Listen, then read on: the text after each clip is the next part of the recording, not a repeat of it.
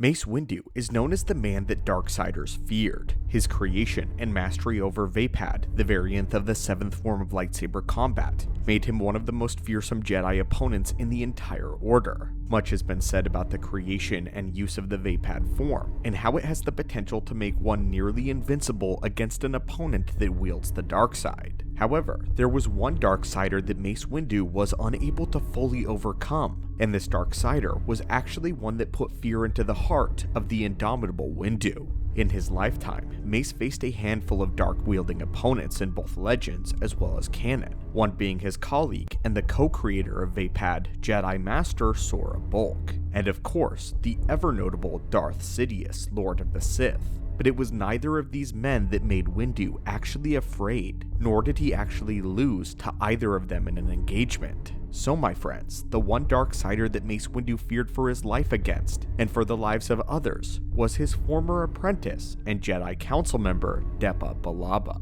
So come along with us today, Acolytes, as we open up yet another holocron and discover what about this specific Darkside wielder provided the most significant challenge in Mace Windu's life. Before we dive in though, we will be continuing to upload more of these holocrons every single day, and if you don't want to miss out on them when they are posted, be sure to reach out and force crush that subscribe button. Now Acolytes, let us begin. Depa Billaba was a venerated Jedi Master who served on the High Council prior to the Clone Wars. However, it was during the Clone Wars which she would be removed from her council seat and replaced. In canon, Depa Billaba would remain a Jedi Master and survive until the events of Order 66, being the mentor of the young Kanan Jarrus. But in Legends, her story went much differently and to a far more tragic degree. In Legends, Depa had been a staunch opposer of the idea of a Grand Army of the Republic and did not want to go to war. The Jedi Master believed that the conflict on Geonosis should have ended as soon as it began,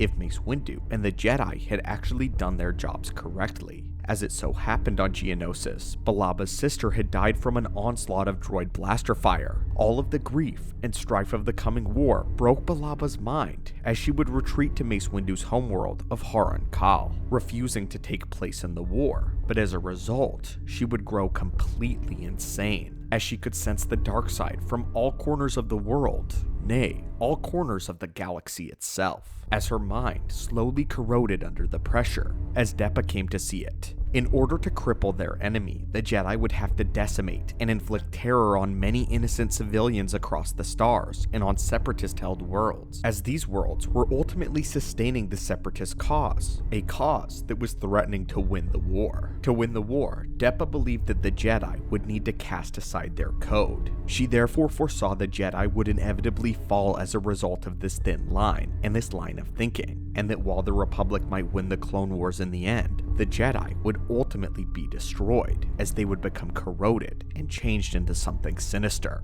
This is once again another instance of where someone using the dark side managed to pierce the veil of the Jedi's vision and foresee their ultimate downfall. Of all of the Jedi, Mace was the one who was hit the hardest by this news. Not only was his former Padawan now lost to the darkness, but she blamed him because of it. His actions. She blamed Windu for the Clone War. But while any Jedi's fall to the dark side is always problematic, this instance actually struck a deep-seated fear into Mace Windu. A fear for one specific reason. Depa knew Vaapad. As a Padawan, Mace Windu had decided to entrust his knowledge on just one other. After the fall of Sora Bulk, Mace Windu swore off teaching anyone else the form, but ultimately decided to divulge some of its secrets to his trusted apprentice. After all, Depa had shown much promise, as she was a staunch believer in the Jedi's duty to keep the peace. Mace Windu would show her some of the form and explain the ideology to her. He told her how in order to use Vaapad, one must slip into a state of mind and being able to actually enjoy the heat of battle and give in to one's desire to win. This would bring one's darkness to the forefront without fully succumbing to the dark side itself. With that state of mind mastered, the practitioner would now be able to take in their opponent's inner darkness and reflect it back, gaining strength and power proportionate to the potency of one opponent's dark side nature. Despite being shown the form though, Depa actually decided to use Form 3 Surisu, in keeping with her master's wishes of not using Vaapad unless absolutely necessary. But now, things had changed. Depa had fallen to the dark side of the Force, and she knew Vaapad. A dark Jedi with the knowledge of Form 7 lightsaber combat in Vaapad especially could potentially grow to be unstoppable. To put it simply, the Darksider would not need an opponent in order to build their strength in Vaapad. They could simply fuel the fires of the Form using their own inner darkness. It's important to note that Juya and Vaapad had very different blade strokes and sequences that made it incredibly effective, and yet nearly a completely different form, with Mace Windu stating that it was more effective than the normal Juyo form. We can see the distinct differences between Juyo and Vaapad when analyzing Mace vs Sidious. Both of them were using Form 7, but with completely different variants and mindset. Sidious's Juyo is a lot more wild, incorporating a great deal of movement and acrobatics into the blade work. We can also see this type of movement from Darth Maul, another famous Form 7 wielder. But if you look at the way Mace Windu wields the blade, it is quite different. It seems unconnected, but precise at the same time. Randomness, and yet finesse. Simply put, Vaapad sequences are actually more efficient and reliable than Juyo's wild aggressiveness. And with all of this, you have Depa Billaba, a Darksider with the knowledge of Vaapad's blade work and its mindset, who now does not require the darkness from an opponent, but can draw from it within. With Mace Windu speculating that it could actually create a sort of infinite battery of the dark side itself. Mace Windu would set out alone after his former apprentice, and would end up finding Depa after a long search. When he located Depa, he believed that she had actually died, as she was lying motionless on the ground. In actuality, she was baiting Windu closer,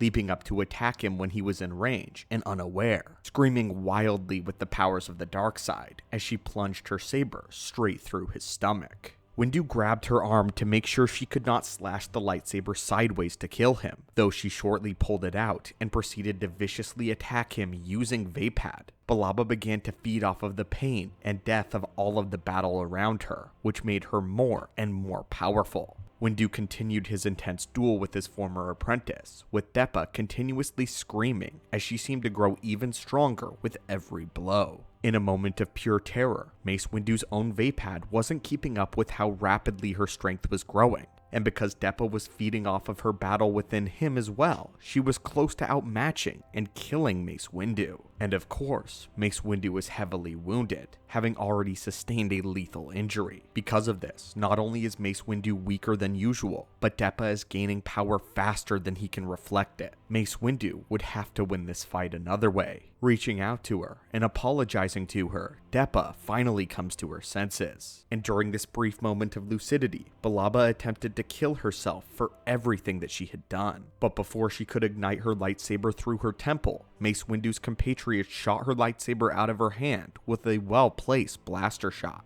Immediately after, Billaba collapsed under her injuries and fell into a deep coma. Mace Windu wasn't far behind her in that regard, but got medical treatment and made it out as well. As for Billaba though, she would be placed in a Bacta tank and permanently labeled as dangerously insane. Unfortunately, Billaba's fate in Legends may be worse than in canon, as she would remain in a vegetative state for the rest of her life. Her eyes open, but her mind shattered and lost to the dark side. It was stated by Mace Windu that if she ever did wake, she would be tried for her crimes on Horan Kal. But to date, Depa Billaba never recovered from the state, and in Legends continuity, her fate after Order 66 is completely unknown. Either she was likely unplugged and left to die, or experimented on by the Empire, as we believe Palpatine would have a keen interest in these events. But anyway, my friends and acolytes, this is one Darksider that Mace Windu actually truly feared to his core, and remains a viable reason why Windu refuses to teach Vaapad to anyone, regardless of their skill. But now, what are your thoughts on this terrible ending to the story of Jedi Master Depa Billaba, making Mace Windu one of only 3 Jedi to surpass the wills of the dark side and the calls that Vaapad produces? As always, my friends, thank you so much for joining our archives. May the Force be with you, and have a great day.